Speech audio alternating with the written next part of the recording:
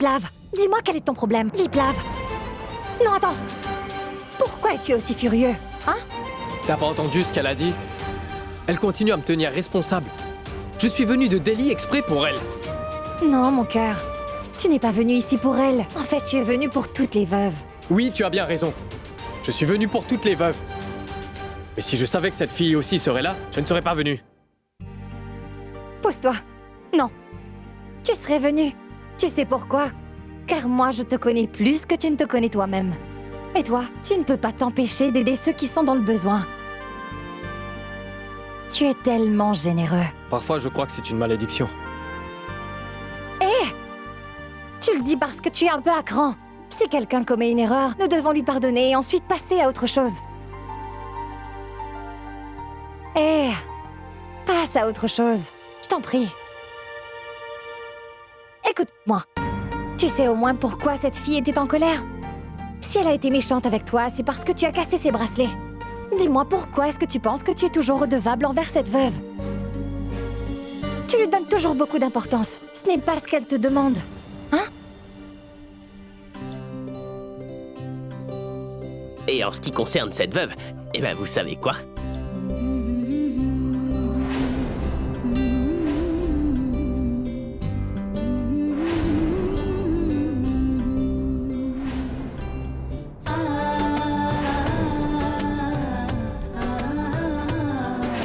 Non. En fait, depuis le premier jour qu'ils se sont rencontrés, il peut pas s'empêcher de la taquiner, celui-là. Mais qu'est-ce que tu racontes, toi? Oh non. C'est pas le cas de chat. Oui, mais cesse de pleurer. Viplave, j'ai une chose à régler. On y va?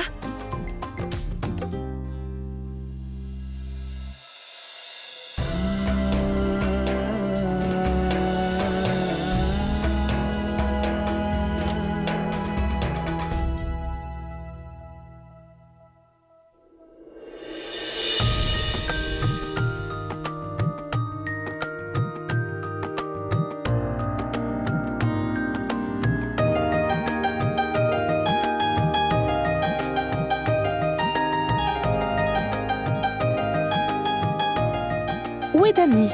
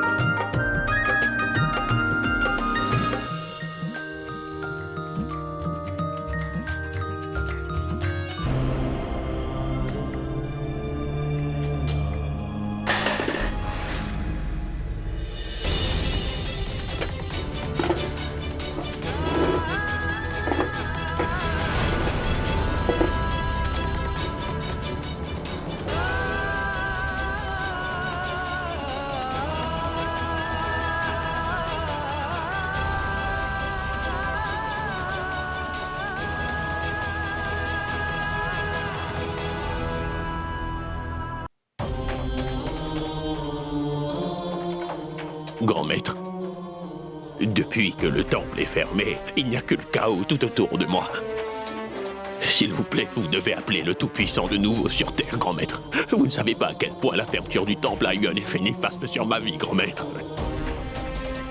Mis à part prier et vénérer notre Tout-Puissant, eh bien, je ne sais rien faire d'autre de ma vie. Ce n'est pas tout, monsieur. Depuis sa fermeture, les gens se disent que le diable prépare son arrivée.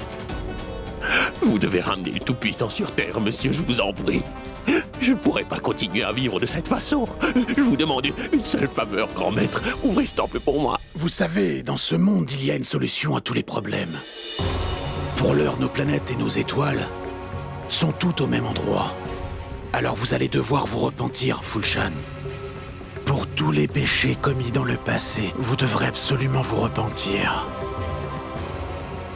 Et à ce moment-là, il faudra installer, une fois terminé, la statue du Tout-Puissant là où est sa place. Ce n'est que de cette façon que votre vie retrouvera son rythme habituel. C'est clair? Je vous remercie de me montrer la voie à prendre, grand maître. Merci pour vos précieux conseils.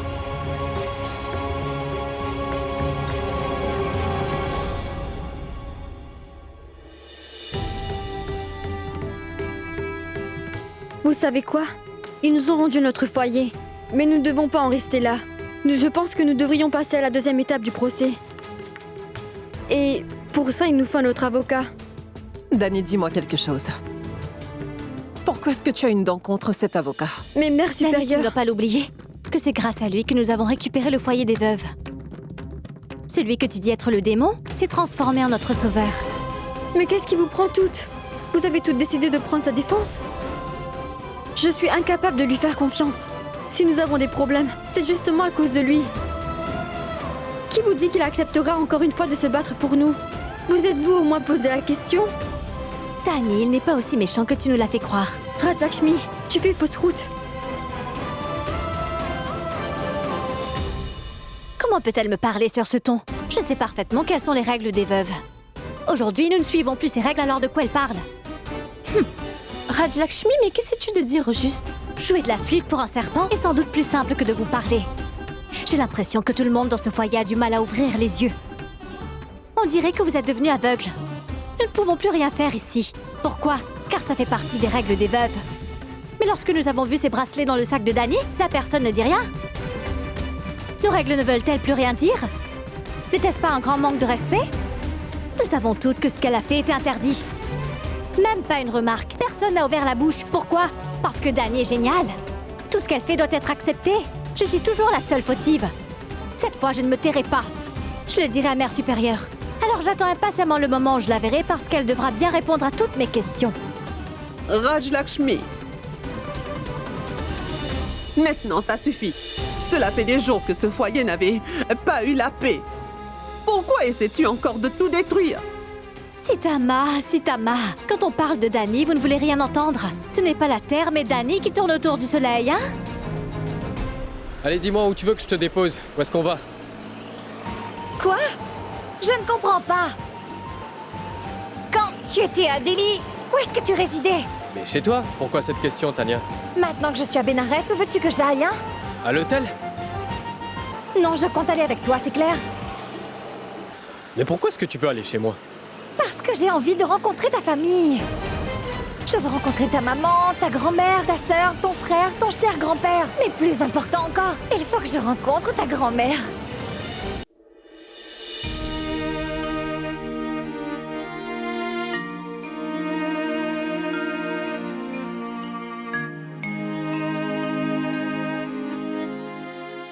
Son cœur s'est brisé en milliers de morceaux. Des morceaux par-ci, des morceaux par-là. Dani, dis tout ce que tu veux. Mais tu sais que ton démon est un très beau jeune homme.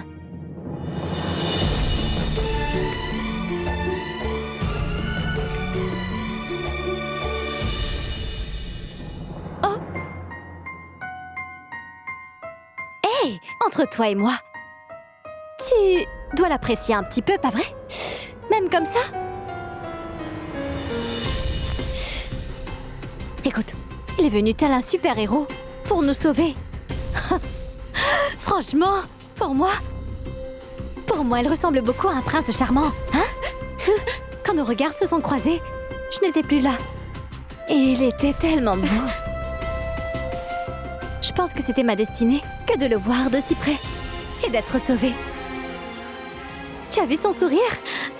Tu penses comme moi? Oui. Hé, Dani, écoute, nous savons que tu l'aimes au moins comme ça. Dani, allons revenir en arrière. Est-ce que tu te souviens de cette foule en colère? Il a pris son courage à deux mains. Et ensuite, il a pris les pierres qui t'étaient destinées. Puis il est parti de Delhi pour venir te voir. Il a mis sa vie en danger pour toi. Rajalakshmi. Et toi, tu as fait quoi? Tu ne lui as dit que de vilaines choses. Et tu l'as insulté, l'appelant démon à tout bout de champ. Tu as perdu la tête, Dani? Dis-moi, Souverna, est-ce qu'une personne avec un tel cœur mérite-t-elle ce traitement? Pas du tout. Et si moi j'étais à ta place, Dani, je l'aurais serré très fort dans mes bras. Je l'aurais gardé auprès de moi. Hé! Ta jolie poupée est très timide ce matin. Suis-moi.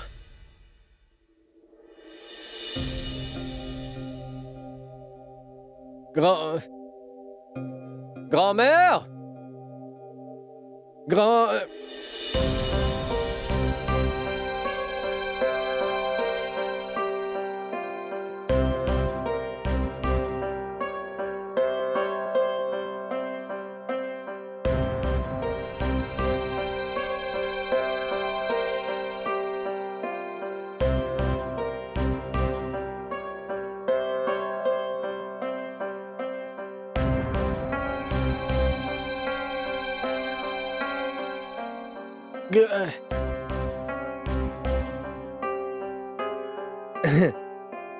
Pourquoi me regarde-t-il de cette façon? Je suis mal habillée ou quoi? Tais-toi, tu veux? Maman, c'est Tania. Tania, voici ma mère. Ma grand-mère, lui, c'est mon père et elle, c'est ma sœur. Bonjour, grand-mère.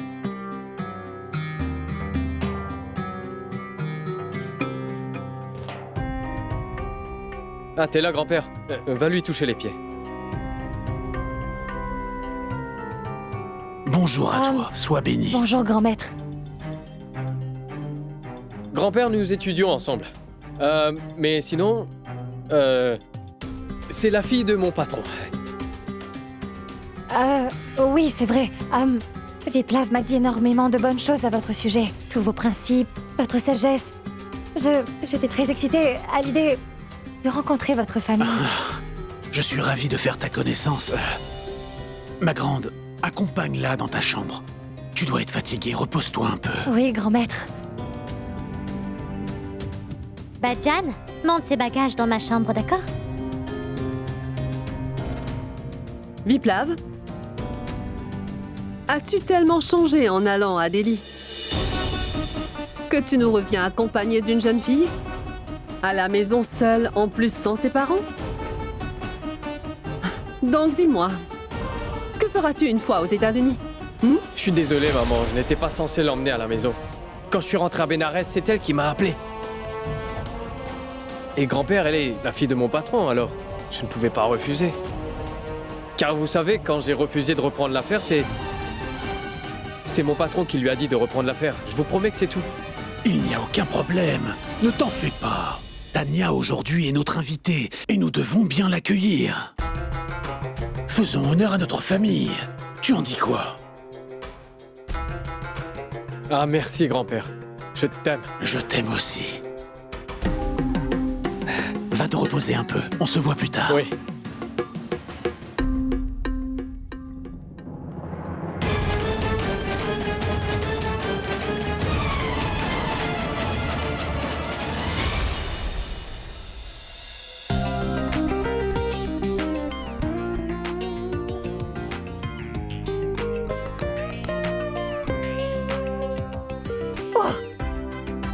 Mais qu'est-ce que tu fais ici? Nous sommes à Bénarès. Et sache que ma famille a été gentille en t'accueillant dans cette maison sans même la présence de tes parents. Donc s'ils nous voyaient en ce moment, ce serait la fin du monde. Rends-moi service. Ce jeu de séduction entre nous, nous garderons cela pour les États-Unis, d'accord? Car sinon ils risquent de nous mettre à la porte tous les deux. Je dois te dire une chose. Tu sais, tu es un horrible lâche. Mais je n'ai peur de personne. Viplav, ton grand-père. Tu vois ta lâcheté ou pas? C'est quoi ça? Non. Je pensais te le donner quand nous ne serons que tous les deux. C'est un petit cadeau. Tu vois? Je peux l'ouvrir? Il n'y a que nous deux. Promis? Comment ça, promis? Tu vois quelqu'un d'autre?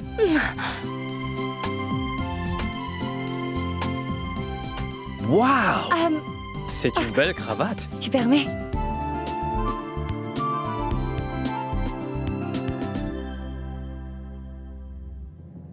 Maman! Je vois. Tu veux vraiment tout gâcher, c'est ça?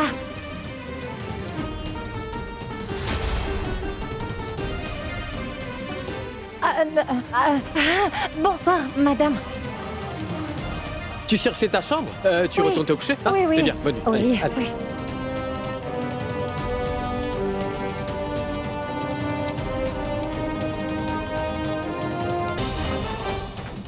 Viplav? Qu'est-ce que cette fille est venue faire dans ta chambre? Elle voulait juste discuter un peu. Sache que ce n'est pas du tout ce que tu crois. Tu ne dois surtout pas t'en faire pour elle. Regarde, quand tu te fais du souci, tes cheveux deviennent vite gris. Tu finiras bientôt par ressembler à grand-mère. Vraiment? Oui, oui, regarde, regarde. Ah oui?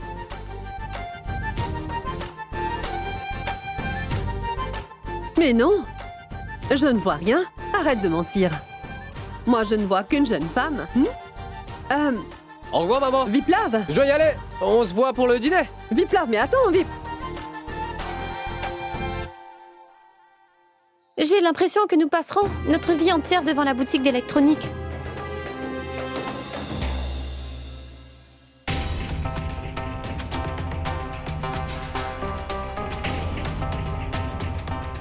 Danny, cette queue est vraiment interminable. Ça prendra trop de temps. Alors je me dis que j'achèterai plutôt du coton pour l'offrir à grand-mère. Ah oui, fais donc ça. Louons le Très-Haut. Louons le Très-Haut. Louons le Très-Haut. Louons le Très-Haut. Louons le Très-Haut.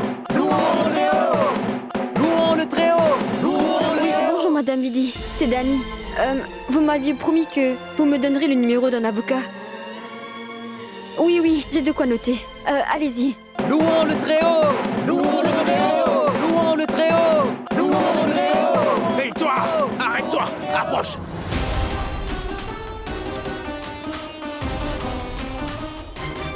Regardez bien cette femme, c'est une sale pécheresse de veuve. Comment as-tu pu verser de l'alcool dans le pot sacré devant notre Tout-Puissant? Hé, on dirait que c'est la même pécheresse que j'ai confrontée la dernière fois. Tu oses revenir? Attends, je vais te montrer.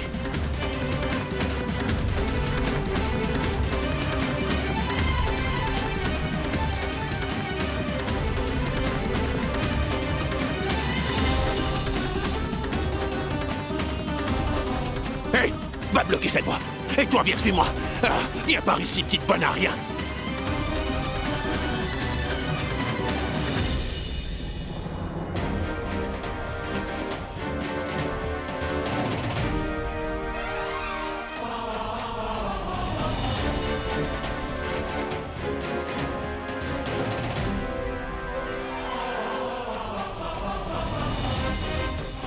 Où est-elle?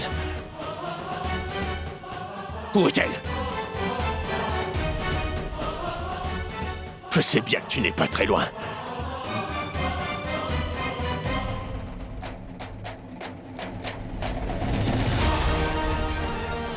Où te caches-tu?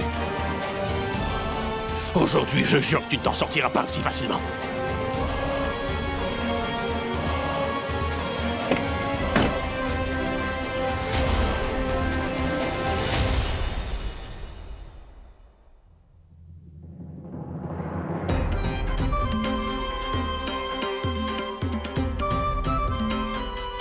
Hey Raj, mais où est-ce que vous êtes tous?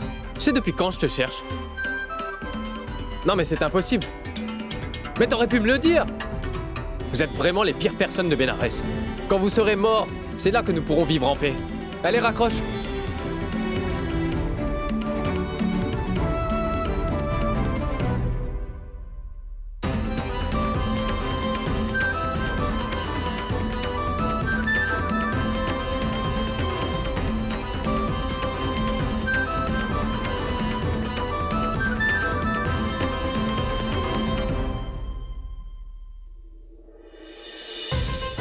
Non mais dites-moi que je rêve. Toi! Tu peux m'expliquer ce que tu fais dans ma voiture? Qu'est-ce que tu croyais que c'était ton foyer de veuve ici? Comment est-ce que t'es entré?